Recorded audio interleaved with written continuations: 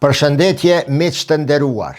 Në këtë video ku do të flas për Ukrainën, sot do të shpalosi disa fakte të dhimbshme, një përmbajtje të cilën nuk e kam shpjeguar deri më tani në videot e mia. Do të përmendi shifra, momente, ngjarje të trishta në plot kuptimin e fjalës, të cilat do të pasqyrojnë realitetin e pathën deri më tani rreth Ukrainës. Realitetin e pathën e them këtë që unë nuk e kam shpjeguar para juve këto, por që unë personalisht nuk e kam dëgjuar të jenë shpjeguar këto fakte dhe kjo përmbajtje nga ndonjë shqiptar deri më tani për Ukrainën. Së paku nuk kam dëgjuar që në një video apo në një emision të caktuar të jenë përmendur të gjitha këto që në realitet është pasqyrimi më objektiv i tragjedisë së Ukrainës. Do të mundohem që t'i përmendi të gjitha në mënyrë që ju sot, pikërisht sot, kur është dita e fundit që i është dhënë Ukrainës si afati i fundit, të pranoj planin e Donald Trump, sot të kuptoni se nga ku buron gjeneza e problemit dhe tragjedisë Ukrainës, kush qëndron pas Ukrainës që e detyroi popullin ukrainas të bie në këtë humner dhe cilat janë vendet të cilat e kanë ndihmuar apo mashtruar Ukrainën që të vi deri në këtë gjendje tragjike në plot kuptimin e fjalës. Që në fillim dua t'i parashtroj 2-3 pyetje. E para, apo i afrohemi fundit të luftës në Ukrainë? A është fundi i vërtet apo jo? E dyta, çfarë përfshin plani i paqes i propozuar nga Donald Trump? E treta, cilat mund të jenë pasojat dhe impaktet e këtij plani apo të ndaljes së kësaj lufte në rrafshin global? Dhe e katërta më kryesorja, a është vërtet tragjedi për Ukrainën ashtu siç kam thënë që nga dita e parë dhe jo vetëm unë, por edhe shumë analist dhe ekspert të njohur ndërkombëtar në çështjet ruse dhe të Ukrainës. Në këtë video pra këto do të shpjegoj gjithë atë që duhet të dihet për Ukrainën. Dhe është e pamundën të mos përmendi një të vërtet të hidhur.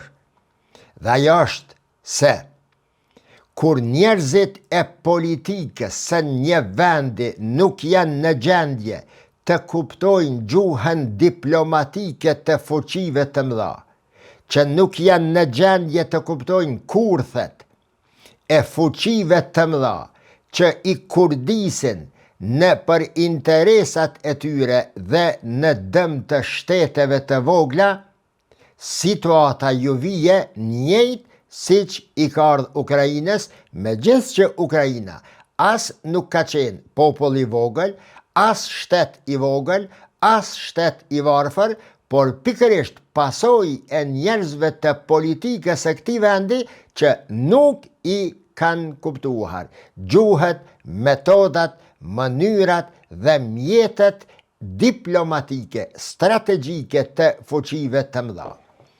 Kjo metod apo kjo gjuhë për cilën ne po e ndërthurim problemin e Ukrainës ka qenë evidente gjithmonë përgjatë historisë.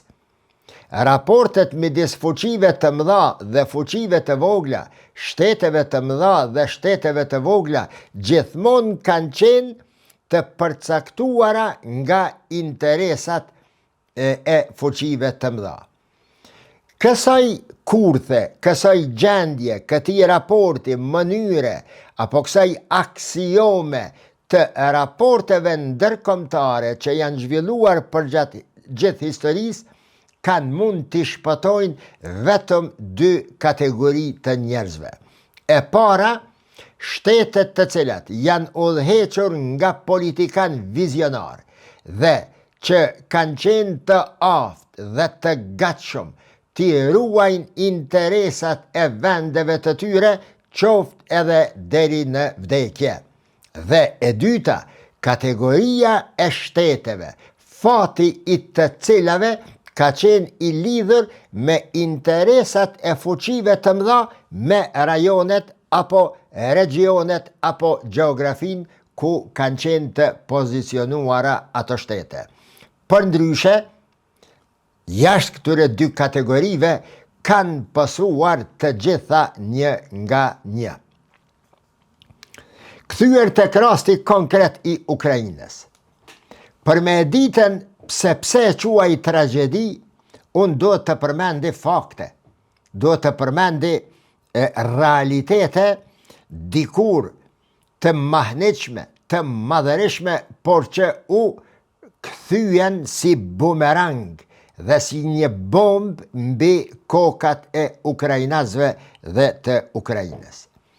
Që ta dini, Ukraina dikur ka qenë shteti i tretë në botë më i forti si fuqi bërthamore. Do me thonë, Ukraina dikur ka qenë shteti i tretë në botë me fuqi bërthamore.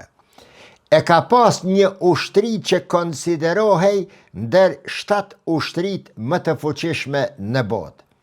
Këto fjalë, këto fakte nuk janë të një kohe shumë të vjetër, po flasim për vitet e 90-ta e këndej. Ukraina ka trashëguar nga Bashkimi Sovjetik hiç më pak se 1900 koka bërthamore. Ka qenë dhe është trashëgimtarja e fabrikave dhe centraleve për pasurimin e uraniumit, do me thonë, fabrik në vete ka qenë për prodhimin e bombave atomike.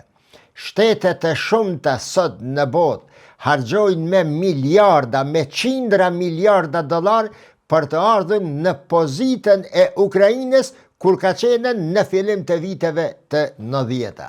Dhe Ukraina po dihet se ku është sot. Ukraina përveç kësaj pati trashëguar nga Bashkimi Sovjetik fabrikën më të madhe në botë të prodhimit të aeroplanëve. A e keni ditur se aeroplanet gjigant të dikurshëm sovjetik Antonov janë prodhuar pikërisht në Ukrainë. Ukraina kishte trashëguar fabrikat më të mëdha në botë të prodhimit të tankeve sovjetike dhe për shumë shtete të tjera të botës. Në Ukrainë, përveç kësaj, në vitet e 90-ta dhe para saj, janë prodhuar të gjitha, ama bashkë të gjitha llojet e armëve që i ka përdorur dhe i janë dashur dikur superfuqisë së atëhershme të botës të quajtur Bashkimi Sovjetik. Në këtë nivel ka qenë Ukraina. Në vitet e 90-ta të nderuar miq, Ukraina ka pas 700.000 ushtarë në istikame, të gatshëm për luftë dhe 1.2 milion ushtarë rezervë. Ka qenë ndër 5 shtetet më të fuqishme në botë në bujqësi dhe industri. Përtej kësaj, pozita strategjike e Ukrainës ka qenë aq e ndjeshme dhe aq e rëndësishme sa është konsideruar porta kryesore e Evropës që çon ka Rusia dhe porta kryesore e Rusisë që çon ka bota perëndimore. Përveç kësaj, Ukraina në përgjithësi dhe perëndimi në veçanti kanë pas lidhje të atilla sa raportet e Evropës dhe të botës perëndimore me Rusinë, qofshin raporte pozitive, apo atëherë kur janë prishë dhe janë bërë negative, janë varë nga rajoni gjeografia e Ukrainës dhe nga qëndrimi i politikës dhe i popullit të Ukrainës. Ukraina thjesht ka qenë baza kryesore, apo vendi kryesor, rreth të cilit janë përcaktuar normat, rregullat, raportet midis botës perëndimore në përgjithësi e në veçanti Amerikës dhe Bashkimit Sovjetik të dikurshëm e më vonë Rusisë. Por çka ndodhi më pastaj? Ndodhi ajo stërkamcia, ajo kurtha që po i përgatitej Ukrainës. Ukrainën fillojnë me bind se është pjesë e botës perëndimore, se i takon civilizimit perëndimor dhe se duhet të hjek dorë, të heq dorë nga trashëgimia dhe thesari kulturor i dikurshëm slavo-rus. Thjesht duhet të ndahet si me skalper nga historia e kaluar mbi 800 vjeçare. Fillimisht kërkohet prej Ukrainës të heqë dorë nga armët bërthamore.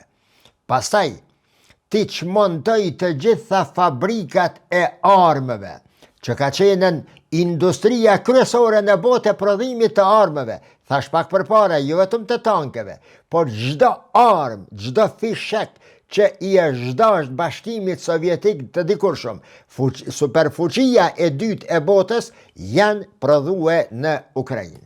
Pra, kërkohet nga Ukraina, pas viteve të 90-ta, ti çmontoj të gjitha fabrikat e armëve dhe ti shes ato fabrika përhekur, njëjtë siç janë qit fabrikat gjigante të Kosovës përhekur dhe me kilogram.